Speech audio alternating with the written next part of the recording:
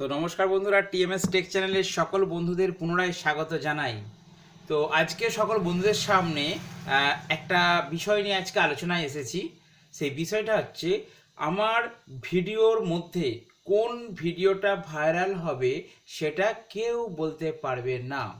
Yes বন্ধুরা, আমি হচ্ছে একজন ক্রিয়েটার, আমি একজন ইউটিউব ভিডিও মেকার, আমি একজন ক্রিয়েটার। আমার কাজ হচ্ছে ভিডিও তৈরি করা, ঠিক আছে। আমি চেষ্টা করব সব সময় খুব সুন্দর সুন্দর কন্টেন্ট নিয়ে ভিডিও বানানোর, বাট কোন ভিডিওটা আমার ভাইরাল হবে এটা কিন্তু কেউ বলতে পারবে না। কারণ এটা হচ্ছে ইউটিউব নির্ধারণ করবে, অর্থাৎ ইউটিউবের একটা অ্যালগোরিদম আছে, সেই অ্যালগোরিদমই ঠিক করবে কোন ভিডিওটা ভাইরাল হবে। আমি সাপোজ আপনাকে উদাহরণ দিচ্ছি, আপনারা ইউটিউবে কাজ করছেন, তো তো একটা বিষয় লক্ষ্য করবেন, আপনি যেদিন একটা ভালো কন্টেন্ট নিয়ে ভিডিও বানালেন, আপনি ভালো থাম্বনেল করলেন, ভালো করে ট্যাগ, টাইটেল, ডেসক্রিপশন সব কিছু একদম পারফেক্টভাবে লিখলেন, মানে 100-র মধ্যে প্রায় 95% আপনি মোটামুটি ভালো নিজের কাছ থেকে স্যাটিসফাই যে আমি 95% খুব ভালো মানে কন্টেন্ট নিয়ে এসেছি এবং সব কিছু ঠিকঠাকভাবে এসিও করেছেন, ট্যাগ লিখেছেন, টাইটেল লিখেছেন, ডেসক্রিপশন লিখেছেন, সব কিছু লিখেছেন, ভালো অ্যাট্রাকটিভ থাম্বনেল দিচ্ছেন, সব কিছু দিয়ে সুন্দরভাবে সাজিয়ে ভিডিওটাকে আপনি আপলোড করলেন। তারপর আপনি কিছুক্ষণ পর পাবলিশ করলেন, একদম সঠিক নিয়ম মেনে, কথার মানে সঠিক নিয়ম মেনে করেছেন এটা বলছি। বাট সেই ভিডিওটা আপনি একদিন পরে, দুদিন পরে, 3 দিন পরে দেখলেন ঠিক আশা অনুরূপ ভিউজ আসছে না বা ভিউজ হয়নি। অথচ কোনো একটা ভিডিও যেটা আপনি খুব ক্যাজুয়ালি, সাধারণভাবে আপনি ভাবছেন হয়তো এটা খুব বিজি একটা ভিডিও, সামান্য একটা ব্যাপার, এটা কেউ দেখবে না, চলুন এটা আপলোড করে দিই, আজকে ভালো কন্টেন্ট পাচ্ছি না, এটা আপলোড করে দিই।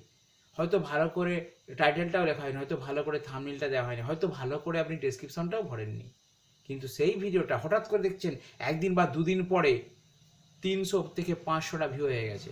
যেই ভালো ভিডিওটা আপনার 10-15টা ভিউজ ছিল, যেটা আপনার আপনার মনে হয়েছে যেটা খুব ইজি কন্টেন্ট, সেটার উপরে আপনার 500-600 ভিউ হয়ে গেল।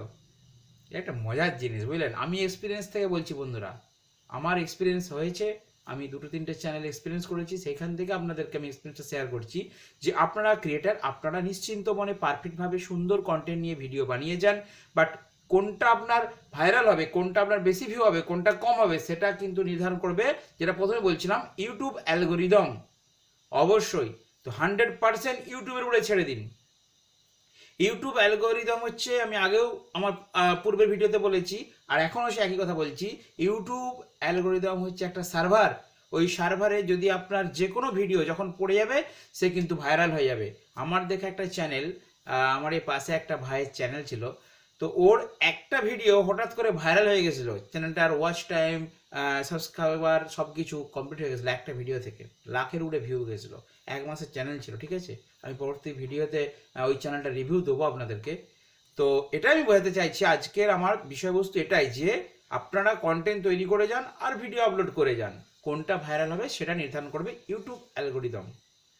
তো পুরনো ভিডিও, আমার চ্যানেলে টিএমএস সাউন্ড, আমার যে চ্যানেল, আমি দেখেছি পুরনো একটা ভিডিও, হয়তো 6 মাস 7 মাস আগে একটা ভিডিও, হঠাৎ করে সেই ভিডিওটার ভিউজ বাড়ছে। কেন বাড়ছে বলুন তো? ওটা কিন্তু ইমপ্রেশন, ক্লিক থ্রু রেট হয়তো 4% কি 5% ছিল। হ্যাঁ, মানে এমন কিছু অ্যাট্রাকটিভ আমি থাম্বনেল দিইনি, এমন কিছু অ্যাট্রাকটিভ আমি টাইটেল লিখতে পারিনি, তখন প্রথম প্রথম এটুকু করেছিলাম, কিন্তু সেই পুরনো ভিডিওটাও আমার এখন ভালো ভিউজ দিচ্ছে। অ্যাভারেজ ধরুন 48 ঘন্টায় হয়তো মানে 200-300 করে ভিউজ দিচ্ছে। তো হঠাৎ কি এমন হলো? আমি কিন্তু কোনো কিছু চেঞ্জ করিনি, কোনো কিছু চেঞ্জ করিনি।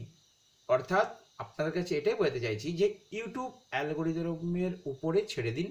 যখন ইউটিউব ঠিক করবে যে এই ভিডিওটা ভাইরাল করার, তখন অটোমেটিক্যালি হবে। অতএব আপনি ক্রিয়েটার, আপনি নিশ্চিন্ত মানে কন্টেন্ট ক্রিয়েট করুন। তো ঠিক আছে বন্ধুরা, আজকের আলোচনা এইটুকুই। দেখা হচ্ছে নেক্সট ভিডিওতে। ভালো থাকবেন, সুস্থ থাকবেন।